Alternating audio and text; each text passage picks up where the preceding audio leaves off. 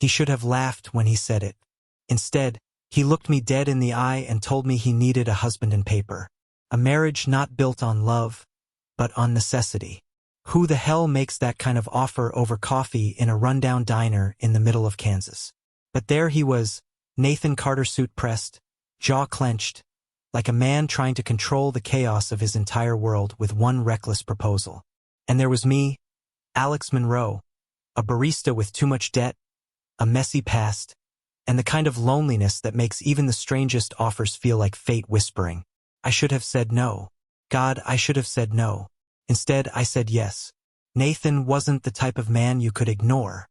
He carried himself like someone who had been in command his whole life, who knew how to bend the world to his will, but beneath that polished surface was something else. Something fragile, hidden. He needed me for reasons he didn't fully explain that night, only muttered about family pressure, inheritance, and the kind of rules old money never lets you escape. Me? I needed a way out of drowning in bills, from feeling invisible in a world that kept moving without me. And maybe, though I wouldn't admit it out loud, I needed him too. The contract was simple. A year. No strings. No messy feelings. A husband on paper. A stranger at home. But life is never simple. The first night I moved into his sleek apartment in New York, I realized how much of an outsider I was.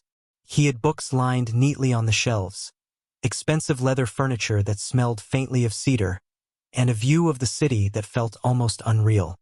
And then there was him standing in the kitchen with his tie loosened, sleeves rolled up, watching me with eyes that looked like they had memorized loss.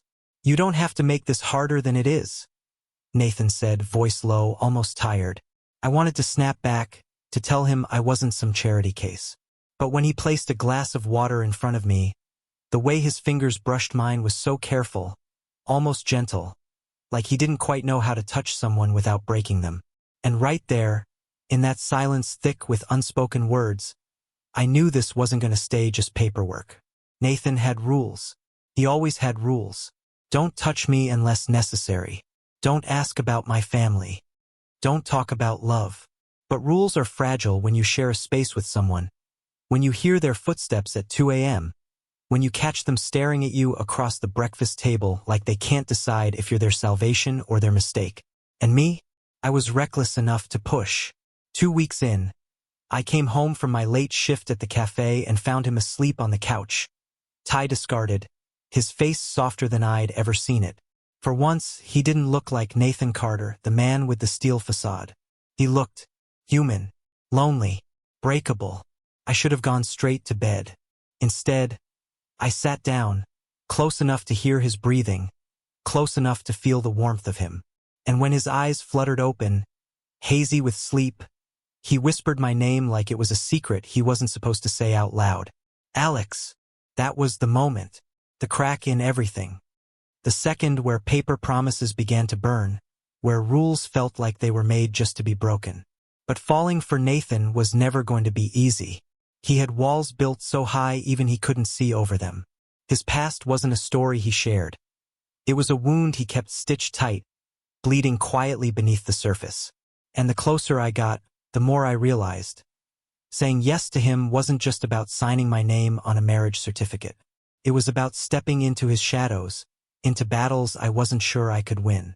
Yet, even in the mess of it all, there were moments that made it impossible to walk away. Like the night he came back drunk, laughing bitterly about a gala his family had forced him to attend. His tie crooked, his armor gone. He slumped against me, head heavy on my shoulder, and whispered, "You make it easier, just being here. Don't leave." Or the morning when I burned the pancakes and he actually laughed a real laugh, raw and unguarded, and for a second, I thought maybe love didn't have to be a battlefield. Maybe it could be as simple as that sound. But simple never lasts. Nathan's family wasn't going to let him go without a fight. And neither was his fear the fear of loving someone only to lose them, the fear of being vulnerable in a world that demanded perfection. And me? I had to decide if I was strong enough to love a man who didn't know how to let himself be loved. Nathan once told me that appearances could kill faster than bullets. I didn't understand it then, but I started to see it everywhere in the way his shoulders stiffened when his father's name came up. in the way he slipped his wedding ring on in front of people like it was armor instead of jewelry. Our marriage wasn't supposed to mean anything, but in public it meant everything. To them, to his world, to the endless whispers of money and power. I was the husband they didn't expect, the one who didn't fit their perfect picture. And every gala, every dinner, every sharp look reminded me that I was playing a part in someone else's carefully crafted play. But what they didn't know was that backstage, away from the lights and stares, Nathan and I were slowly becoming something real. The night of the first gala, he stood in front of the mirror, his tie refusing to cooperate. His frustration was quiet but sharp, the kind that made him curse under his breath. "Let me," I said, stepping closer. My hands brushed against his chest as I straightened the knot, and for a second, I swore his heartbeat stumbled. His eyes caught mine in the mirror, and it was the first time he didn't look like Nathan Carter, the untouchable businessman. He looked like a man who was terrified of letting someone get close. "You don't have to," he began, but I tightened the tie with a little smile. "Yeah, I do," I whispered. For a heartbeat, silence stretched between us, the kind that felt louder than any words. Then he looked away, pulling his mask back on as if I hadn't just seen the crack beneath. At the gala, his hand found mine. It was supposed to be for show-two husbands proving their love in front of vultures who lived for gossip, but the warmth of his palm lingered long after the photographers turned their lenses elsewhere. "They're watching," he muttered. "Then let's give them something to talk about." I shot back with a grin. To my surprise, the corner of his mouth lifted small, fleeting, but real. And for that moment, the noise of the room faded, leaving just him, just us, standing together against a world that wanted to pull us apart. But when the night was over, and the applause turned into silence, Nathan retreated. Back in the apartment, he loosened his tie and dropped onto the couch like a man carrying weights no one else could see. I sat across from him, watching the exhaustion in his eyes, the way his hands trembled ever so slightly when he poured himself a drink. "You hate them," I said softly. "I hate needing them," he corrected, voice sharp. Then his eyes met mine, colder now. "Don't mistake this for something it's not, Alex. This marriage's a shield. Nothing more. It should have stung." It did. But underneath his warning, I heard the fear. Fear of needing someone. Fear of being hurt again. So I stayed quiet, even as my chest ached, because I was starting to understand Nathan Carter wasn't pushing me away because he didn't care. He was pushing me away because he cared too much. A month into our marriage, the walls between us began to shift. He worked late, and I found myself waiting for him, cooking dinners he pretended not to notice but always finished. He'd leave files scattered across the dining table, and I'd see notes scribbled in margins, little pieces of his mind, sharp and restless. Sometimes, I'd fall asleep on the couch waiting, only to wake up with a blanket draped over me and the faint scent of his cologne on the fabric. We were pretending to be husbands, but somewhere in the pretending we started to forget it was supposed to be fake. One night, I found him on the balcony, city lights flickering behind him like a broken constellation. He was smoking, something I'd never seen him do before. His eyes were glassy, his posture loose. "Bad day?" I asked. "Bad life," he said dryly, then took another drag. He glanced at me, his expression unreadable. "You ever wonder what it's like to just walk away from everything? All the time," I admitted. He laughed bitterly. "You could. You don't have chains on you like I do. You'd be surprised." For a moment, his eyes softened, searching mine like he wanted to ask what chains I carried. But instead, he handed me the cigarette.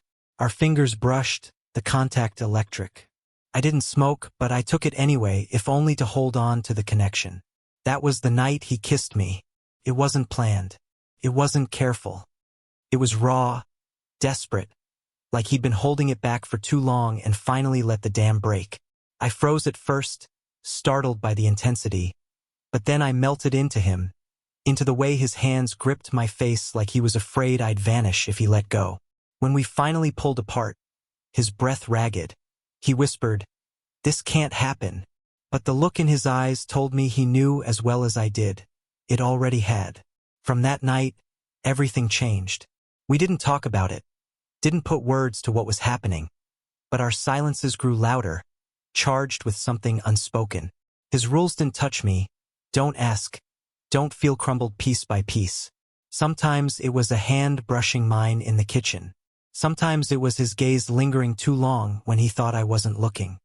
And sometimes, in the dark, when the world was asleep, it was his body pressed against mine, his breathing uneven, as if he was trying to memorize what it felt like to be alive.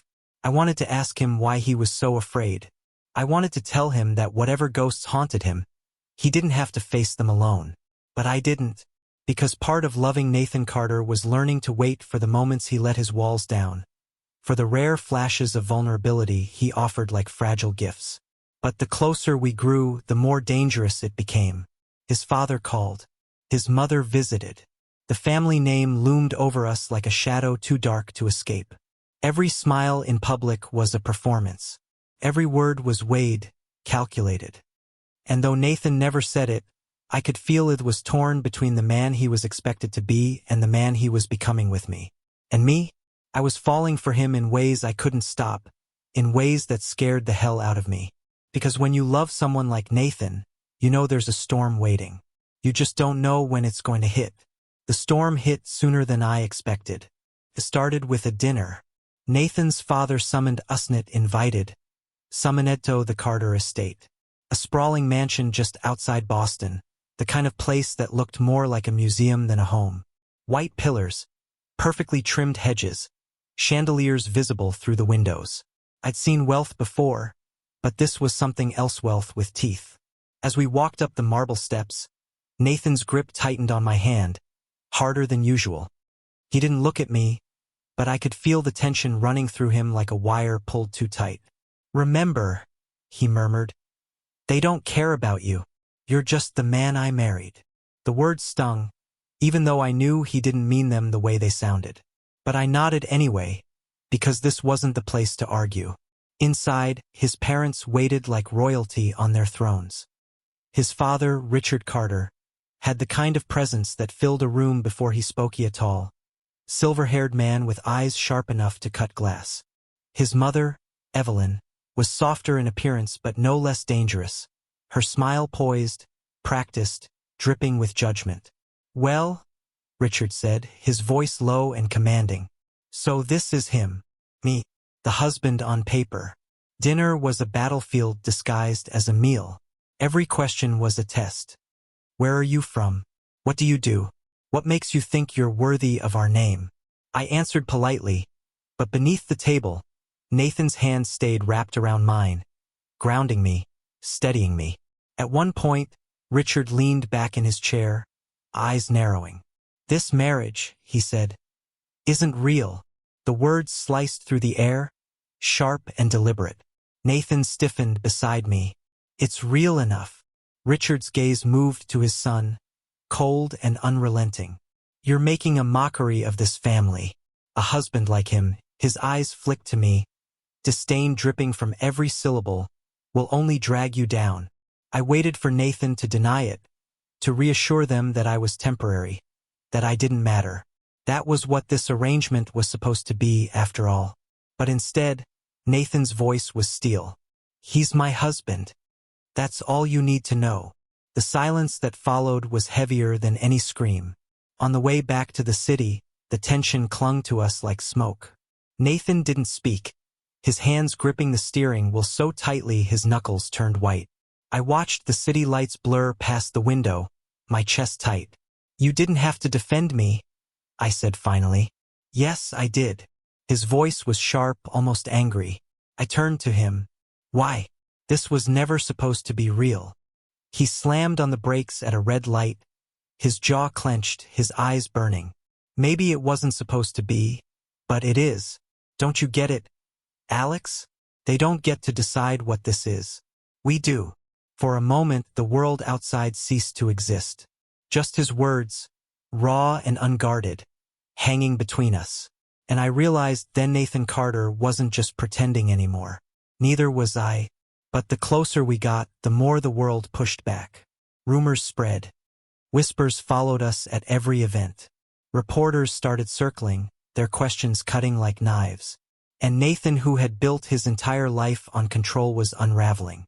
I saw it in the way he worked later, drank more, the shadows under his eyes deepening. He carried his burdens like bricks on his shoulders, never asking for help, never admitting the weight was too much. One night, I found him in his office, papers scattered, his head in his hands. He looked up when I entered, eyes red, voice breaking. "I can't do this," he whispered. "Yes, you can," I said, crossing the room to kneel beside him. His hands trembled as he reached for me, like he wasn't sure if he was allowed.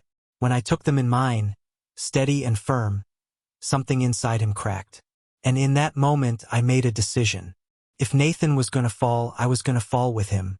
The breaking point came with the Gala of the Year, a charity event hosted by the Carters themselves, with every camera in New York pointed our way. We arrived arm in arm, our smiles practiced, our performance flawless. But beneath it, Nathan was barely holding on. His father had cornered him earlier in the week, demanding an annulment, threatening to cut him off entirely if he didn't comply. And me? I was the reason Nathan was about to lose everything. The music played, champagne glasses clinked, laughter filled the air. But I couldn't focus on any of it. I could only see Nathan's face, tight with pain, his eyes dark with something close to despair. Halfway through the night, Richard Carter made his move. He stood on stage, microphone in hand, and with a smile sharp as a knife, he announced, "Tonight, I'd like to welcome my son, Nathan, and his husband." The pause was deliberate. The emphasis on the word husband was poison. The crowd chuckled, whispered, stared, and in that moment Nathan froze. I felt his hand tighten around mine, the tremor running through him. For a second, I thought he might let go, that he might walk away, give in, leave me standing there alone. But then it didn't. Instead, Nathan stepped forward, pulled me with him, and kissed me. Not a polite kiss, not a performance, a real one, raw, fierce, defiant. The room gasped, cameras flashed, his father's smile faltered, and when Nathan pulled back, his eyes locked on mine, burning with something I had never seen before. "This," he said, loud enough for the room to hear, "is real." The fallout was immediate. By morning, the photos were everywhere. Headlines screamed about the kiss, about the scandal, about the war brewing inside the Carter family.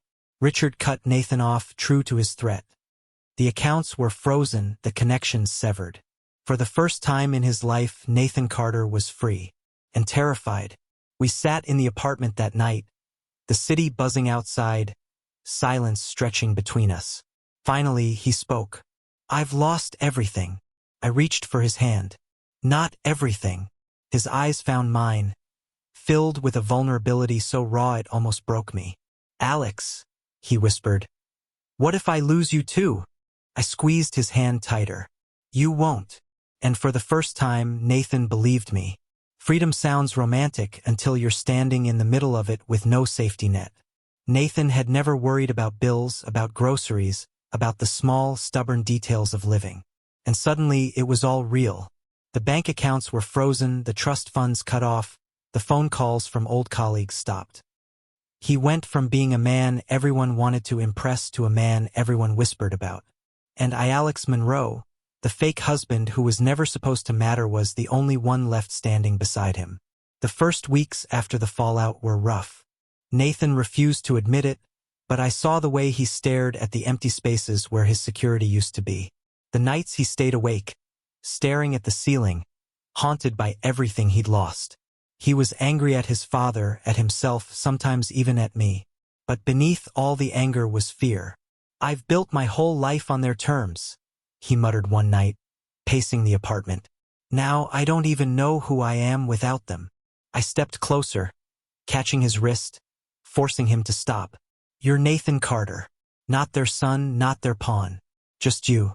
That's enough." He looked at me then, like he didn't believe it, like he wanted to but didn't know how. And I knew it would take time, so I stayed. Through the fights, through the silences, through the mornings when we ate burnt toast because I couldn't cook and he was learning how to shop on a budget.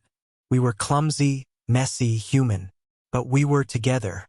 Love, it turned out, wasn't grand gestures or perfect timing. It was Nathan learning how to make coffee the way I liked it. It was me showing him how to unclog a sink without calling maintenance. It was us collapsing on the couch after long days, tangled together in the quiet, finding comfort in the simple fact that we weren't alone. One night, as we sat on the balcony, the city lights sprawling beneath us, Nathan leaned into me, his voice soft. "I used to think love was weakness," he admitted. "And now?" I asked. "Now I think it's the only thing that makes me strong." I kissed him then, slow and steady, like sealing a promise. But happy endings aren't built without battles. Richard didn't stay silent. He launched lawsuits, whispered lies to the press, tried everything to discredit us. But Nathan fought back, not with money this time, not with power, with truth, with honesty, with the kind of raw courage that came from finally living for himself. And the world listened. The scandal that was supposed to ruin him became the story that freed him. Articles shifted from mockery to admiration, painting Nathan as the son who broke away from a dynasty's chains to live authentically. And through it all, he never once let go of my hand. A year after we signed the papers, we found ourselves back at that same diner in Kansas. My stomach tightened as I picked it up, half expecting divorce papers, the closing of our arrangement. But inside wasn't a contract. It was a ring. I looked up, stunned. Nathan's hands were steady this time, his eyes clear. "Alex Monroe," he said softly, "I asked you once to marry me on paper. Now I'm asking you to marry me for real. No contracts, no rules, just us." My throat tightened, tears blurring my vision. I laughed, choked and shaky, because I couldn't believe this man, this impossible, guarded, stubborn man was mine. "Yes," I whispered. 1,000 times, yes. We didn't have a grand wedding.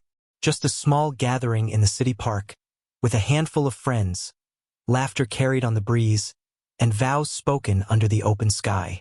Nathan's voice shook as he promised to love me, not perfectly, but honestly. And when it was my turn, I promised him the same. No performance, no pretense. Just two men who had found each other in the chaos and decided to stay. Now, sometimes, when I wake up with Nathan's arm draped over me, his breathing steady in the quiet of our tiny apartment, I think about how it all started. A deal, a lie, a marriage meant to protect him, to save me. But somewhere along the way, the paperwork burned, and all that was left was love. Real, messy, beautiful, ours. And I know now, without a single doubt, he didn't just need a husband on paper. He needed me, and I needed him, forever.